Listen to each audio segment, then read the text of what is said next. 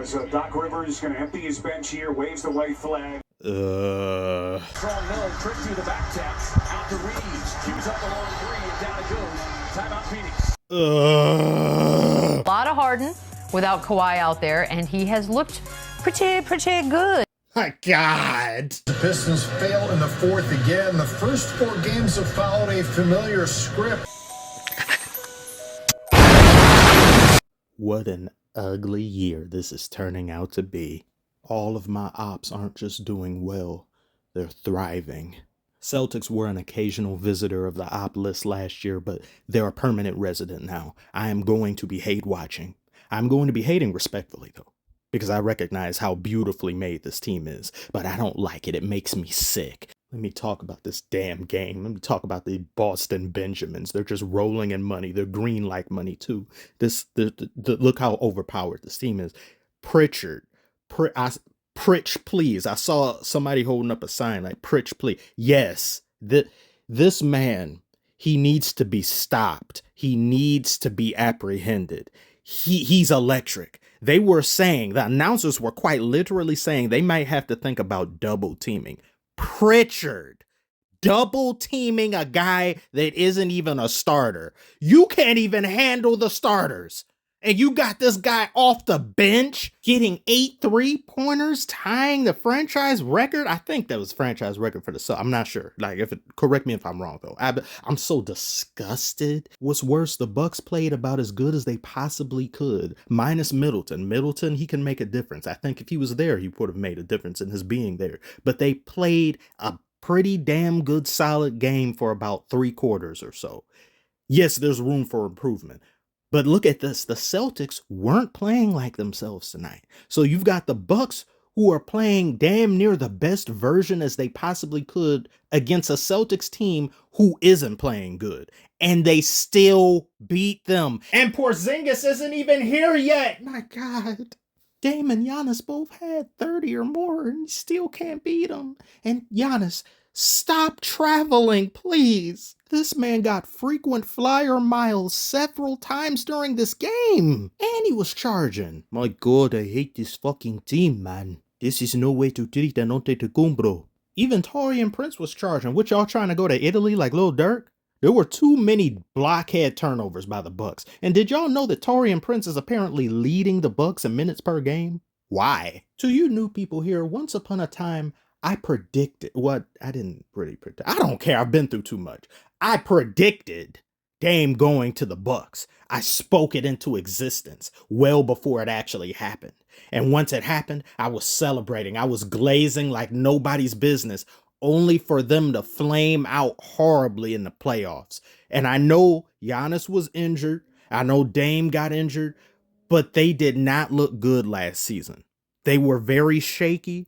They were inconsistent. They couldn't even get to 50 wins. They were out here losing consecutively to teams like the Wizards and the Raptors. They went into the postseason limping. If they don't do something this year to make some noise, and with the Doc Rivers being there, who knows? You got him sitting right next to Darvin Ham. What on earth could he possibly be telling him right here? You know, you should really stand still a little bit more often, Doc. Preferably with your hands in your pockets. Trust me, it works wonders. Boston had Doc bent over, literally. Doc Rivers is irate. That man out there coaching for his life. Why wouldn't he be? Then you got Derek White, another villainous specter on the Celtics. This menace straight up blocked Giannis after hitting back-to-back threes. Had every bald person in the crowd going crazy. Balderdash is what I call it. I gotta stop with the bald jokes. Watch I start losing my hair. One of the threes he hit was on Giannis himself. What type of cloth is this man cut from? This team needs to be arrested. 12 is sitting there watching the game. Arrest these people. Celtics even called a timeout and they were only down 2 points and the game just started. Mazzulla, you are a tryhard. Your team are a bunch of tryhard sweats. Gatorade drinking, Doritos eating, gaming chair having, Call of Duty Vault Edition playing ass sweats. Even your fans are tryhards. Her shirt shines with pins representing Celtics memory. She also has pins for every finals appearance. take a nap. Go watch Golden Girls or Designing Women. I'm sorry. I just, there won't be enough rings left for anyone else. This was a great game, though.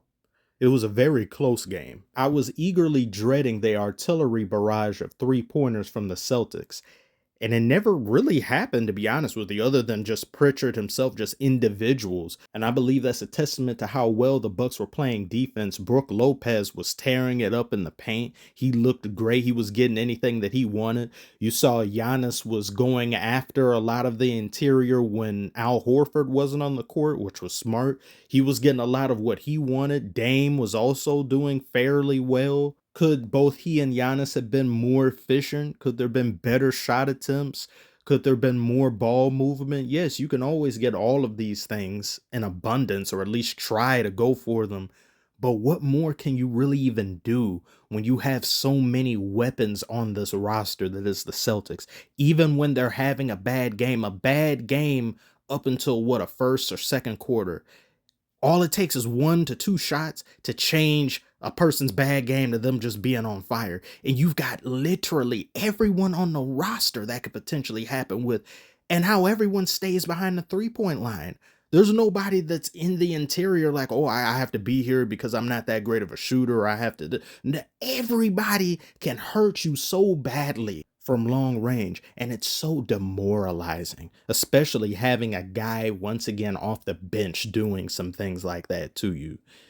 And this loss to the Nets that the Bucks had, I don't know what the hell that was. So you came into this game looking sus, but you certainly didn't play this game like it was a back-to-back. You certainly, I give hats off to that. If I didn't know that Nets game took place, you would have a hard time convincing me this was the second game of a back-to-back, because the Bucks really played with a lot of determination, minus the dumb, foolish turnovers that transpired. So that's something to be excited for. That's something that you can have faith in. I just don't know how that'll really amount to anything going forward if all you have is determination.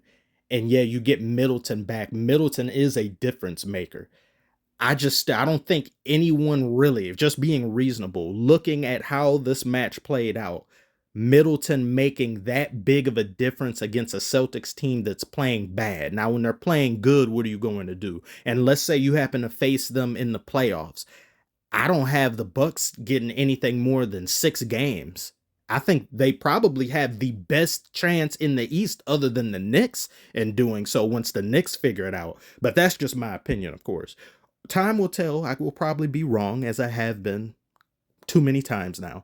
But we'll just have to see. My jealousy and envy took over a little bit too much in this video when it came to the Celtics, but this was still a great game. Tell me below if you saw it. Do you think I was being too hard on the Bucks? And are the Celtics defeatable? Is that a word?